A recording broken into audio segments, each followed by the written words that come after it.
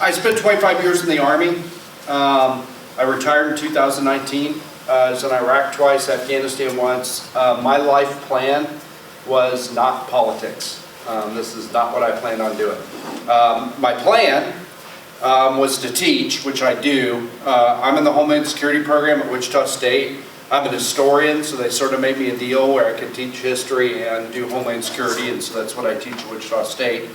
And then I figured my wife would fill in the rest with our restaurants. We have a restaurant in Leavenworth, the restaurant in Manhattan, Thai restaurant, so if you're ever down there visiting your buddies at K-State, Bon Thai restaurant, definitely go check it out.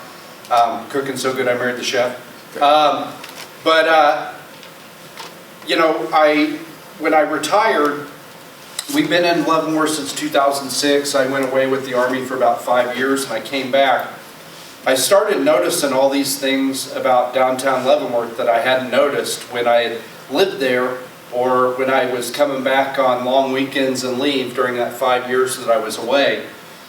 Mainly that every time I come back on leave or whatever, another family was gone, or another business was closing, or another building was vacant, or another house was being torn down. And I started getting interested in that problem because, you know, obviously we're not leaving Leavenworth. We decided a very long time ago we were going to retire there. And I thought I was going to start a nonprofit to do business development and get people back in the workforce. But as I started investigating the problem, I realized that a lot of the things that we were doing to try to help people was keeping them trapped in dependency instead of getting jobs and growing their lives.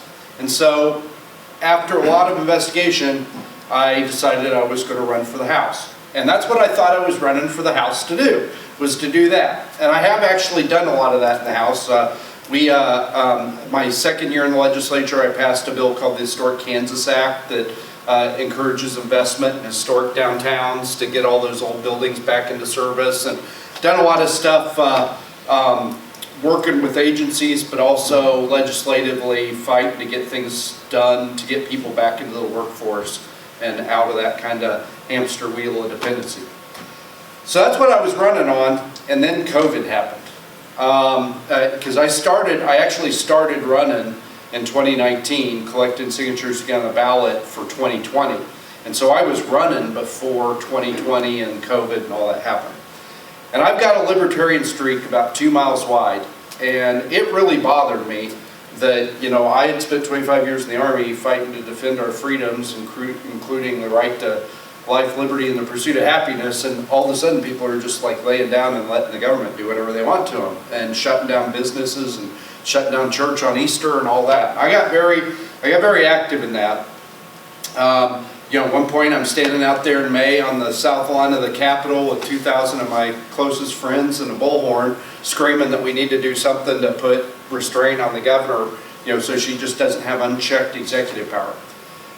And I was still running during that time, and, you know, honestly it cost me a lot of votes because Leavenworth's sort of an older community, and there are a lot of people who are just scared, you know, and they're just shut up and do what you're told, you know. And actually the leadership, you know, some folks from the House came and talked to me, and they're just like, shut up, you know, you don't have to run on any of this stuff, you don't have a voting record, you know, just run on your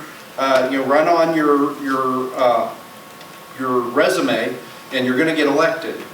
And I thought about that really, really hard. And what I told them, I really took to heart. It was sort of a formative thing for me. I said, you know, what am I running for?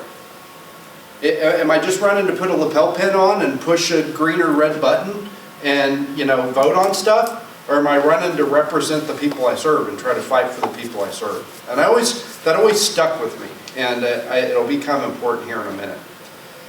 But so, I got elected, I convinced enough people in my district, despite all my kind of positions on COVID and all of the worry and the concern from some of the older folks in my community, I was elected to the House. When you get elected to the House, they ask you what committees you want to be on. And I said what anybody from Leavenworth would say. I said I want to be on the Military and Veterans Committee, and I want to be on the corrections committee, because that's what we do in Leavenworth. We do prisons and we do Army. We've got the Ford, we've got the U.S. Penitentiary, we've got Lansing Correctional Facility right down the road. That's what we do. And they put me on the elections committee. I'm like, well, okay, if I'm going to be on the elections committee, then I better know everything there is to know about elections, right? Because I'm going to be passing election law.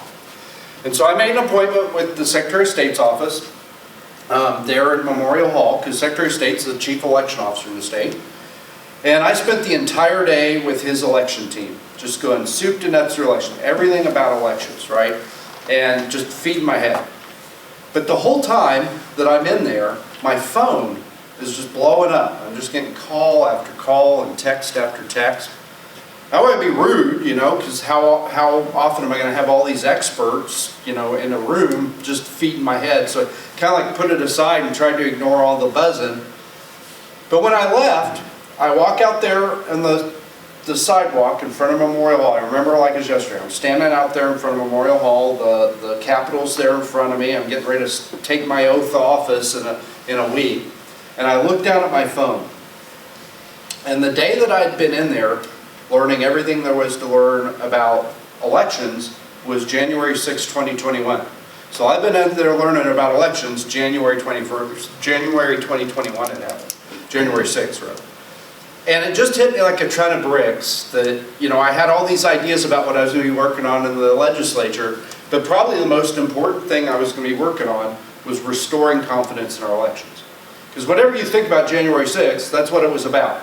Those people who were there that day, they believed that the election had been stolen. They did not have confidence in our elections. And so if I really feel like we've got to bring those people back. And the reason that I feel so strongly about it is over those 25 years in the Army, serving all those places, I've seen what it looks like when people don't believe in the ballot box and they don't believe they can settle their problems in the ballot box.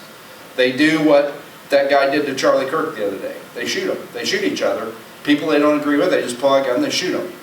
And that's how they solve their problems.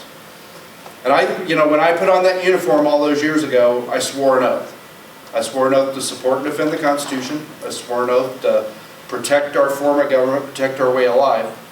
And that oath didn't end when I took off the uniform. And so if I can have some effect on this problem, on restoring confidence in our election, bring people back, I'm going to do it.